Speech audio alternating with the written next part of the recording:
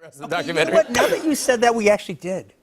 We actually did. It was a documentary that was done in Austin, Texas, and it was a movie called Hands on a Hard Body. Yes! I mean, I think it's one of the greatest documentaries ever made. Oh, the guy that eats the Snickers bar? Yeah, exactly. Yeah, the guy who eats the Snickers bars to have the energy. And the thing about, that was a movie that if you commit to it, you're going to love it at the end. Yes, I totally agree. Yeah, absolutely. That was your go-to one. That was my go-to one.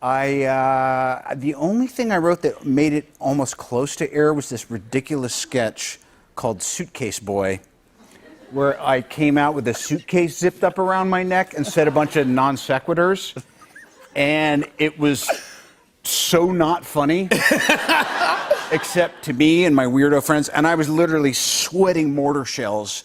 Don't. Yeah, no, I had a little moment. Well, I never liked I didn't like my smile. Lots of people had said I had a crap smile. So anytime I had a picture taken, like I'd always, bit like that. And then suddenly there'd be a film camera, and I thought, God, I'll just keep like that. It's really good for an actress. And Joe was like, no, you're not allowed to. No, you've got to stop the pout. So I wasn't allowed to pout. Then we started doing Chanel adverts, and then all of a sudden he's like, that pout that I banned, can we just have it back as much as possible? I was like, yeah, okay, but yeah, so yeah.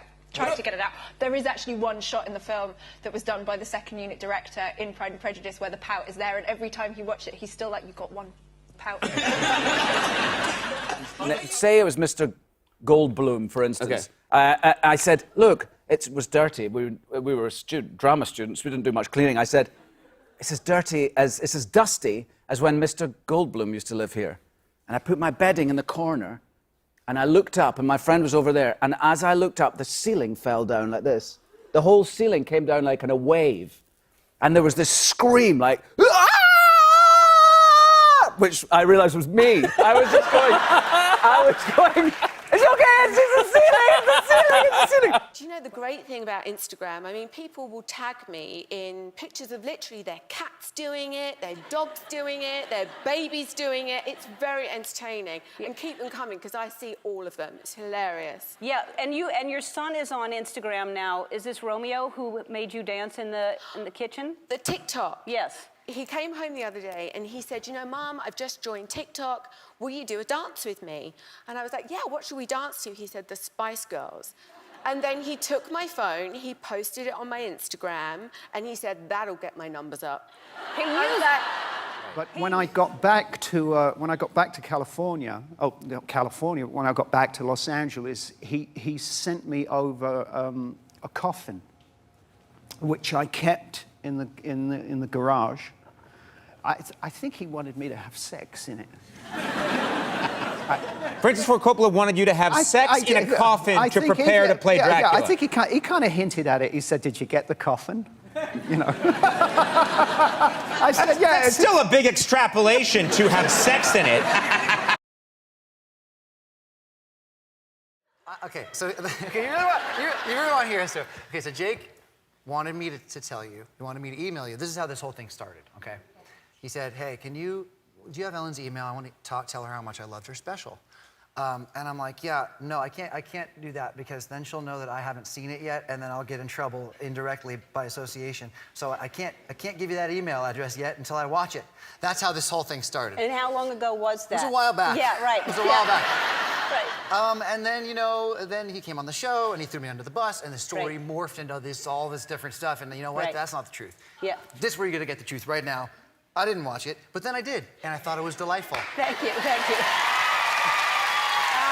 So I asked my kids are 22 and like 24, and they know everything that's cool. And I was like, should I do this roast? They're like, oh, Dad, you have to. I'm like, oh, all right. And then I asked my wife, and she's like, you must not. And then she's like, well, wait a minute, are they paying you? I'm like, yeah. She goes, how much are they paying you? And I told her, she goes, oh, you have to. So, I wanted to go to New York, so I went by myself. I was lucky enough to not have anybody, on me like that. I made, furniture for shows. I did anything. But with my It was really cool. I mean, I love strong female roles. I could never see myself playing just the girlfriend or, you know, just the love conquest or anything like that. I like meaty roles. I like intelligent roles for women, and this like spoke volumes to me as soon as I read it. As far as the American accent goes, it was great for me to like push myself because I'd never done it before. I had an amazing voice coach who taught me loads about it technically and, you know, all the ins and outs of it, and it was a great skill to pick up. And hopefully it wasn't too bad. And he was casting the movie and had some of the other roles cast pretty much when he was not finding what he wanted from McCready. And I gave him some suggestions, and we just as friends, we were just talking about it. And then I guess it was about 3 weeks to go or a month, maybe less than that, he came to me and he said, what would you think about playing it?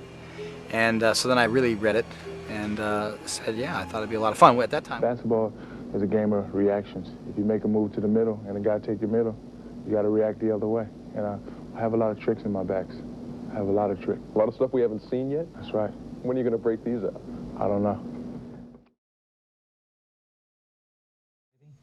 I have, yeah. That's a problem. What happens when that happens? Well, it's uncomfortable when you have to try to keep yourself away from that, because if you do, it affects everything, because you become sensitive to the person in a way that you wouldn't if you know, because you have to maintain that objectivity in order to do the scene. I mean, that's why people with love scenes and stuff like that, you have to keep that distance in order to do a thing like that. Otherwise. Well, when I started the film, I went to Tim and I said, look, Tim, I'm the queen of subtle, you know what I mean? I'm really out of my element here, and I really need you to help me find the level that I need to play this character at. But I think that that's actually why Tim hired me. I think he wanted, you know, realism. He produced, we wrote together, and he wrote a lot as well. Brought in a lot of other talent, played the instruments, and signed me to Paisley Park Records. Everything that we basically don't want her to do. Like, She's the terrible twos? Yeah, it's just, well, she just wants to stay in her PJs or naked all day. Like, she doesn't... I don't blame her. I'm like that too. I get it, and which always feels very hypocritical, because I go, you have to wear clothes. We all wear clothes. And she's just like, nope, not doing that. And I'm like, well, okay. You just go with it. Good luck, buddy. And so I was on my way to China. This was about 2.5 years ago. I'm on my way to China, and I'm with my agent. We're getting ready to go over there to promote a movie, and we're getting ready to go on a plane. And he goes, hey, I got to talk to you. I said, we got to get on a plane. He goes, sit down. I'm like, okay. So I sit down, and he goes, this just came in. It's been in development for years now. They just offered you this role in Disney. And I was like, wow. And he goes, your culture, your Polynesian culture, which of course got me very, very excited to showcase our culture. And then I'm like, that's amazing. He goes, and you know what else? I was like, what? He goes, and I got to say it, right? Because this is how we operate. We roll. We're truthful on this show. He goes, you're singing. This is why it's so freaking important. This is why it's not like any other movie. We're doing something that we hope is gonna have an impact, but it hasn't. It's very impactful on us already. So touch wood, it's a good sign, and I hope you and the audience will have a similar reaction. I mean, if we you had really that- aspire to do something special and unique and meaningful.